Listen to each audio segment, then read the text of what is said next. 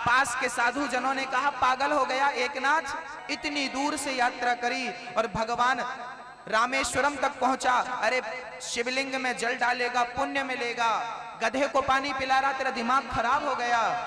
तब एकनाथ जी ने कहा था कि आपके भगवान तो अंदर बैठे हैं, हमें तो इस गधे में ही हमारे शिव नजर आ गए, हमारे भगवान नजर आ गए। और जब गधे को पानी पिलाया तो वो गधा कोई नहीं, भगवान शिव ही गधे के रूप में पड़े थे, प्रकट हो गए। वाह, तूने मुझे इस रूप में भी पहचान लिया, इस रूप में भी पहचान लिया। हाँ भक्तों, सोना तो सोना होता है, सोने का रूप हजार होता है। ये अंगूठी है, ये अंगूठी है, इसमें भी सोना है। हमारी माताओं ने जो हार पहना है गले में, उसमें भी सोना है। देखो ना, उस सोने ने अंगूठी का रूप धारण कर लिया, उस सोने ने हार का रूप धारण कर लिया, उस सोने ने कान के बाले के रूप धारण कर लिया। हाँ, आभूषण कहीं का भी हो, सब में सोना है। चींटी को देख लो, हाथी को देख लो, सबके भीतर वही परमात्मा समाया हुआ है, सबके भीतर वही ईश्वर है। निज प्रभु मैं देखा ही जगत के ही सन करहि विरोध। सब में जब वो छिपा है तो मैं विरोध किससे करूं? मेरा दुश्मन कौन? मैं किससे झगड़ा करूं बताइए? जब मैं सब में परमात्मा को देखूंगा तो मैं किससे झगड़ा करने जाऊंगा? सब में वही तो छिपा है। भक्तों, सब कुछ करने वाला परमात्मा। एक सज्जन ने गीता पढ़ी, संत का नाम था मलूक। उन्होंने जब गीता पढ़ी तो गीता में एक श्लोक आता है, ये यथा माम प्रपद्यन्ते तांस तथैव भजाम्यहम्। इस श्लोक का अर्थ है कि भगवान कृष्ण गीता में कहते हैं कि सबका पालन मैं करता हूं, सबका भरण पोषण मैं करता हूं। तो एक भक्त ने जिद कर ली, कन्हैया यदि तुम सबका पालन करते हो तो थाली मेरे सामने आकर रख जाएगी, पर खाना तो मुझे ही पड़ता है, क्या आप खिलाओगे?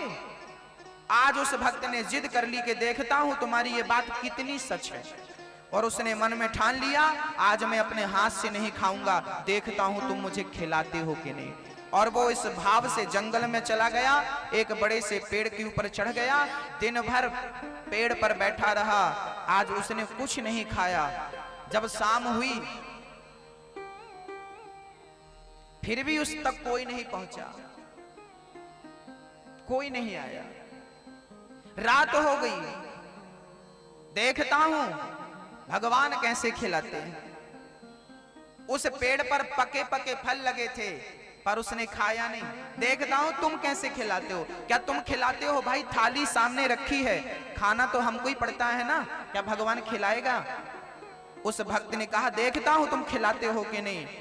मैं आपसे कह दूं, यदि विश्वास है तो आप मत खाइए, आपको खिलाने वाले के रूप में वो आएंगे और खिलाएंगे किसी ना किसी रूप में। अब देखना, मलूक जी पेड़ पर चढ़े थे, रात के 10:30 और 11 बजे गांव से चोरी करके 4 चोर उसी पेड़ के नीचे आकर बैठ गए।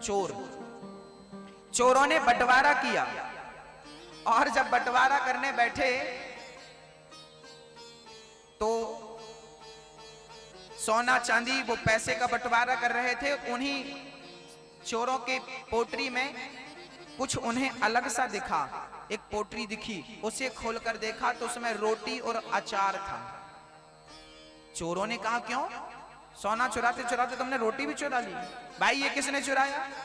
एक चोर कहता ना, हमें भूख लगी थी पर हम तो वहां चोरी कर रहे थे, वहां खाने बैठते ना तो समय लग जाता, तो हमें भूख लगी थी तो हम रोटी वहां रखी थी, अचार तो हम नहीं बांध लिया। चोरों ने कहा, चलो 2-2 रोटी खा लो। एक चोर बोला, सावधान, हो सकता है किसी ने रोटी में जहर मिलाकर रखा हो हमारे लिए, हम लोग खाएं बेहोश हो जाएंगे, गांव के लोग हमें पकड़ लें। हाँ, हो सकता है किसी की चतुराई हो और हमें छिप करके कोई देख रहा हो। देखो, चोरों के मन में अकस्मात ख्याल आया कि हमें छिपकर कोई देख रहा है। और चोरों ने जब चारों तरफ मुआयना किया तो कोई नजर नहीं आया, पर जब टॉर्च ऊपर मारी ना तो मलूक जी बैठे थे चुपचाप। ओहो, ये बैठा है, लगता है इसने रोटी में जहर जरूर मिलाया होगा, हमें पकड़ने की गांव वालों ने साजिश रची है। सबने अपने अपने घर में रोटी खोल खोल के रखी है और रोटियों में जहर मिला के रखा है। ए उतर। मलूक जी बोले मैं नहीं उतरने वाला। दो चोर गए, जबरदस्ती पकड़ के उतारे। उतर और चल, ये रोटी खा, तूने जहर मिलाया रोटी में, हमें पकड़ने की साजिश, खा। मलूक जी बोले मैं नहीं खाऊंगा। चोरों ने कहा ठीक, तू ना खा। रोटी उठाई, अचार लगाया, मुंह खोला, ये खा। मुंह में डाला, जबरदस्ती एक रोटी खाया, ये तो नहीं मरा, हो सकता है बीच की रोटी में जहर हो। बीच की रोटी निकाली, उसमें भी अचार लगाया और खिलाया। मलूक जी समझ गए प्रभु चोर के रूप में आप ही आए हैं, आपको पता था कि मैं दिन भर से कुछ नहीं खाया, आप ही आकर मेरा पेट भर रहे हैं। चरणों में गिर पड़े मलूक जी, और जब चरणों में गिरे तो वो सच्ची के चोर थे, लेकिन भक्तों ने भगवान के रूप में देखा तो उन्हीं चोर के अंदर से भगवान को प्रकट होकर अपने भक्त को दर्शन देना पड़ा। यदि भगवान प्रहलाद के कहने से खंबा, एक पत्थर के खंबे से भगवान प्रकट हो सकता है, तो क्या मनुष्य के रूप में कोई इंसान हो और आप उसे भगवान कहें तो क्या उसके भीतर से भगवान प्रकट नहीं हो सकता? यदि पत्थर से भगवान प्रकट हो सकता है तो मनुष्य के भीतर से क्यों नहीं, गधे के भीतर से क्यों नहीं हो सकता? उन मलूक दास जी ने फिर एक दोहा गाया, अजगर करे न चाकरी, पंछी करे न काम, दास मलूका कह गए सबके दाता राम। सबके दाता राम है, सबका पालनहार भगवान है। हम कभी ना सोचें कि हम कुछ कर रहे हैं, हमारे जैसे कितने आए कितने चले गए। यहां एक प्रश्न खड़ा होगा आपके दिमाग में, मैं उसका समाधान जरूर कर दूं, कहीं आप रॉन्ग ना चले जाएं, इसलिए मैं इसका समाधान जरूर कर दूं। मैंने बार बार कहा है कि सब कुछ भगवान करता है। अब आपके दिमाग में एक बात चल रही होगी कि सब कुछ भगवान करता है तो क्या चोर चोरी करता है तो क्या भगवान की मर्जी से करता है? किसी आदमी का कोई अपहरण करता है, आज हमारे देश में छोटी छोटी बच्चियों के साथ घटनाएं घट जाती हैं, दुर्व्यवहार हो जाता है, तो क्या ये सारी चीज ईश्वर की मर्जी से हो रही है? यदि सब कुछ परमात्मा की मर्जी से हो रहा है तो चोर चोरी करता है तो क्या भगवान की मर्जी से? आजकल बेटा अपने माँ बाप को मारते हैं तो क्या इसमें भी भगवान की मर्जी है? इस पर मैं थोड़ा सा प्रकाश डालना चाहता हूं। इसमें ईश्वर की क्या भूमिका है और क्या भूमिका नहीं है वो समझ लीजिए। ये बात कहां तक सच है और कहां तक मिथ्या है, आपका पूरा समाधान इस बात का मैं करूंगा एक उदाहरण से। देखिए, ये संसार जो है ना, ये परमात्मा की मर्जी से चलता है, लेकिन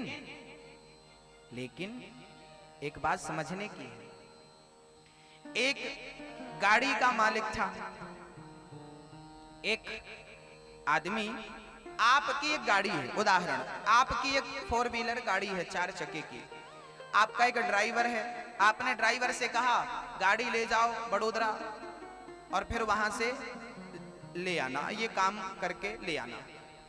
ड्राइवर गया, गाड़ी लेकर बड़ोदरा ले आया। आप कहते हैं तो गाड़ी चलती है, आपकी मर्जी से गाड़ी गई ना बड़ोदरा। आप कहते हैं गाड़ी फलानी जगह ले जाना है तो ड्राइवर ले जाता है। ड्राइवर आपकी आज्ञा के बिना गाड़ी नहीं चलाता, सही बात है। आप कहेंगे तो बड़ोदरा ले जाएगा, आप कहेंगे तो अहमदाबाद ले जाएगा, आप कहेंगे तो संतरामपुर में खड़ी है। आपकी मर्जी के बिना गाड़ी नहीं चलती। लेकिन जब गाड़ी को ड्राइवर चला रहा था और गाड़ी गड्ढे में गिर गई, किसी गहरी खाई में गिर गई, तो अब बताइए, गाड़ी तो मालिक की मर्जी से चल रही थी, तो क्या गड्ढे में गिर गई, खाई में गिर गई, तो क्या इसमें मालिक की गलती है? बताइए, उत्तर आप दीजिए, किसकी गलती है? इसमें मालिक का कोई रोल है? इसमें मालिक की गलती है? मालिक को पकड़ोगे ना। गाड़ी तो मालिक की मर्जी से चलती है, जहां कहता है वहां गाड़ी जाती है, लेकिन गाड़ी गड्ढे में गिर गई, इसमें मालिक जिम्मेदार नहीं, इसमें तो उस गाड़ी का जो ड्राइवर है वो जिम्मेदार है। बात समझ में आ गई? कौन जिम्मेदार है? मैं गलत तो नहीं कह रहा हूं? जिम्मेदार कौन है? ड्राइवर जिम्मेदार है। ऐसे ही संसार तो भगवान की मर्जी से चलता है, लेकिन हमारे मन में जब बुरे ख्याल आते हैं तो उन बुरे ख्यालों का जिम्मेदार परमात्मा नहीं, उन बुरे विचारों का, उन बुरे कर्मों के जिम्मेदार हम स्वयं, हमारा मन होता है। क्योंकि हमारा मन हमारा ड्राइवर है, हमारी 10 इंद्रियों को संचालित करने वाला हमारा मन है। हमारी 10 इंद्रियां होती हैं, 5 ज्ञानेंद्री प्लस 5 कर्मेंद्री। जिनसे ज्ञान होता है उन्हें ज्ञान इंद्री कहते हैं, जिनसे कर्म होता है उनको कर्मेंद्री कहते हैं। ज्ञान इंद्री कौन? आंख देखने का, रूप का बोध होता है, कान से सुनने का, शब्द का बोध होता है, नासिका नाक से गंध का बोध होता है, त्वचा से स्पर्श का बोध होता है, और रसना से स्वाद का, जिह्वा से स्वाद का। ये 5 ज्ञानेंद्रियां हैं, इनसे ज्ञान होता है। शब्द, स्पर्श, रूप, रस और गंध ये पदार्थ हैं। और 5 कर्मेंद्री हैं जिनसे हम कर्म करते हैं। हाथ से कर्म करते हैं लेने देने का, पांव से कर्म करते हैं चलने फिरने का, मुंह से कर्म करते हैं बोलने बतलाने का, और 3 गुप्त इंद्रियां हैं, मूत्र द्वार और मल द्वार। मलमूत्र त्यागते हैं, ये भी हम कर्म करते हैं। ये टोटल 5 कर्मेंद्रियां। तो 5 ज्ञानेंद्री प्लस 5 कर्मेंद्री, ये किसकी मर्जी से चलती हैं? ये मन की मर्जी से चलती है। मन कहता है इसे देख लो, देखने लगे। मन कहता है ये गाना नहीं, आप मोबाइल पर गाना सुन रहे हैं यूट्यूब पर, नहीं ये वाला नहीं, ये जरा नीचे वाला लगाओ। ये कौन कह रहा है? ये मन कह रहा ना कि ये वाला नहीं, ये वाला मन कह रहा ना। तो आपकी इंद्री को कौन संचालित कर रहा है? मन चला रहा है। हाँ, ये बहुत कठिन विषय है, आप जितना समझें बस उतना ही समझें। अधिक मगज लगाएंगे तो कुछ भी समझ में नहीं आएगा।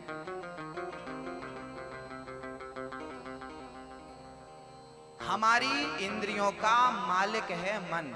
मन के ऊपर होती है बुद्धि, बुद्धि के ऊपर होता है विवेक, विवेक के ऊपर होती है आत्मा, और आत्मा के ऊपर होता है परमात्मा। अपनी आत्मा को परमात्मा से मिला देना ही जीवात्मा परमात्मा का मिलन है। शरीर बहुत बड़ी गणित है, इसमें भी बहुत कुछ है जानने और समझने लायक। कंप्यूटर सीखने वाला कंप्यूटर सीखता है, हाँ, महीना लगता है, साल लगता है, 2 साल लगता है, वो तो फिर भी 2 साल में समझ में आ जाता है। पर पूरी जिंदगी हो जाती है, कई जन्म हो जाते हैं, ये शरीर समझ में नहीं आता, ये मन समझ में नहीं आता, ये इंद्रियां समझ में नहीं आती। हाँ, विषय बड़ा अद्भुत है। आप तो बस इतना जानिए कि ईश्वर सब कुछ करता है, सब कुछ करता है, लेकिन हम बुरे काम करते हैं, उसमें हमारा परमात्मा जिम्मेदार नहीं होता। हमारी अपनी इंद्रियां, हमारी अपनी बुद्धि, हमारा अपना मन। अब बताइए, एक माँ बाप ने अपने बच्चों को पढ़ा लिखा करके खड़ा कर दिया, अब उसके बाद देखो देखो देखो वहां पर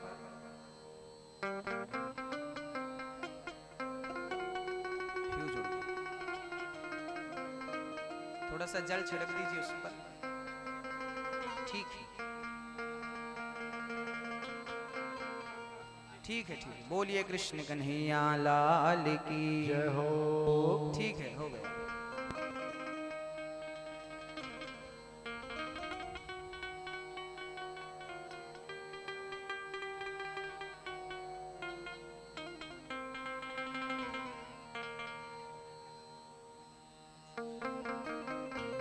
बैठ जाइए, हो गया।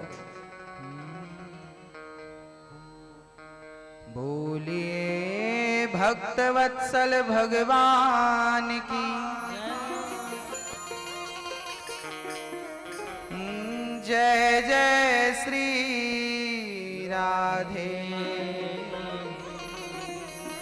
जय जय श्री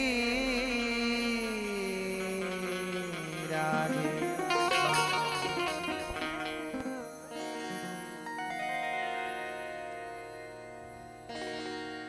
भगवान ने दिव्य लीला रची है। बच्चे को आपने पढ़ा लिखा कर खड़ा कर दिया, चाहे अब वो आपने अपना फर्ज पूरा कर दिया, अब वो भूखा मरे या कमा कर खाए। ऐसे भगवान ने आपको बुद्धि और विवेक देकर स्वतंत्र हो गए। अब आप उसका सदुपयोग करें या दुरुपयोग करें, आप जिम्मेदार हैं उसके, ईश्वर जिम्मेदार नहीं है।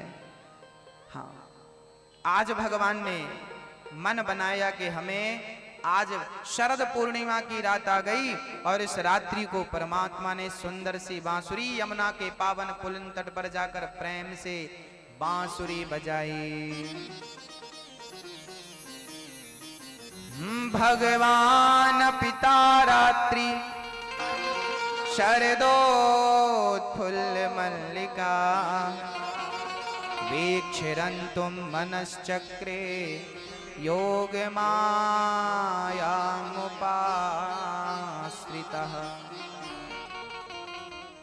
आज शरद पूर्णिमा की रात थी, चारों तरफ चंद्रमा का प्रकाश बिखरा था। यमुना के पावन तट पर खड़े होकर परमात्मा ने अपनी बांसुरी बजाई। गजब की बांसुरी बजती है वृंदावन बसैया की, करो तारीफ मुरली की या मुरली के बजैया की। जहाँ चलता ना काम तीर और कमानों से, वहाँ बातें होती मुरली की तानों से।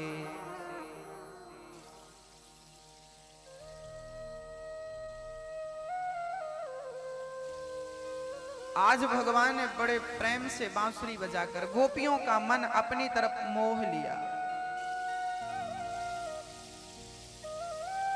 गोपियों का हृदय आज कृष्ण से मिलने के लिए लालायित हो रहा। गोपियां कृष्ण से मिलने के लिए तड़प रही हैं। आज श्याम सुंदर की बंसी की तान जब सुनी ना, तो गोपियां तड़प गईं कृष्ण से मिलने के लिए। यमुना में सुंदर कल कल करके जल बह रहा था। पुष्पों पर भंवरे गुंजार कर रहे थे। सुंदर शीतल मंद सुगंध हवा बह रही थी और गोपियां शाम का वक्त था, अपने अपने कामों में बिजी थी। एक सखी गाय दह रही थी। शाम का टाइम था, गाय दह रही थी और कृष्ण कृष्ण कृष्ण कृष्ण का जाप कर रही थी। तभी उसके कान में बंसी सुनाई पड़ी और वो बंसी की तान जब सुनी तो उसे लगा कृष्ण हमारा आवाहन कर रहे हैं, हमें पुकार रहे हैं। उस सखी ने अपने गाय को और उस दुग्ध को वहीं छोड़ा और चल पड़ी गोविंद से श्याम सुंदर से मिलने की ओर। एक सखी अपनी आंखों में काजल लगा रही थी। बांसुरी सुनाई पड़ी गोविंद की, मानो लगा कि कृष्ण हमें पुकार रहे हैं। एक आंख में काजल लगा, एक आंख में लगा ही नहीं, दौड़ पड़ी श्याम सुंदर से मिलने के लिए। एक सखी अपने वस्त्र बदल रही थी, अभी पूरे वस्त्र ना पहन पाई, बंसी सुनाई पड़ी। वैसी हालत में अर्ध नग्न हालत में चल पड़ी श्याम सुंदर से मिलने के। भूल गई कि मैं क्या कर रही हूं, चल पड़ी। एक सखी अपने बच्चे को दूध पिला रही थी। अभी नवजात बच्चा था, अभी दूध पिल। जो बालक केवल मां के दूध पर आश्रित हो, उस बच्चे को छोड़कर मां चल पड़ी कृष्ण से मिलने के लिए। ये गोपियां हैं। आपको क्या लगता है कि भगवान ने गोपियों के संग रास रचाया है?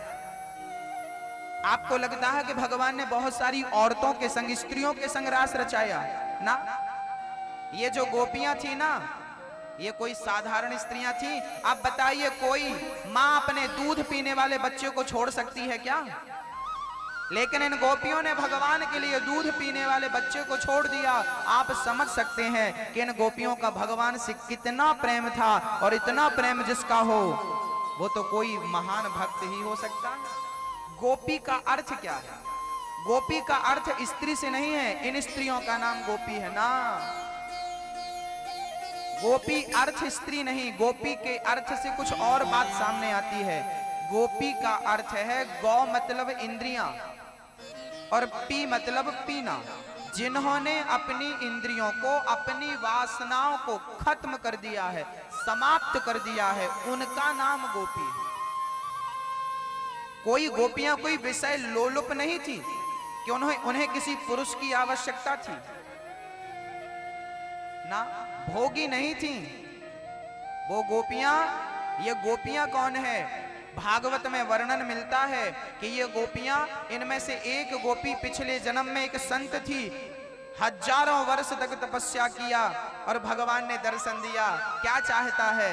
प्रभु मैं आपकी सानिध्यता चाहता हूं। तब भगवान ने कहा अगले जन्म में गोपी के रूप में आना, मैं तुम सबको आनंदित करूंगा, तुम सबके संग रास रचाऊंगा। ऐसे तमाम भक्त जो तपस्या कर करके आज ब्रज में गोपी के रूप में अवतार लिए थे, आज उनके मनोरथ को पूर्ण करने के लिए परमात्मा ने दिव्य बांसुरी बजाई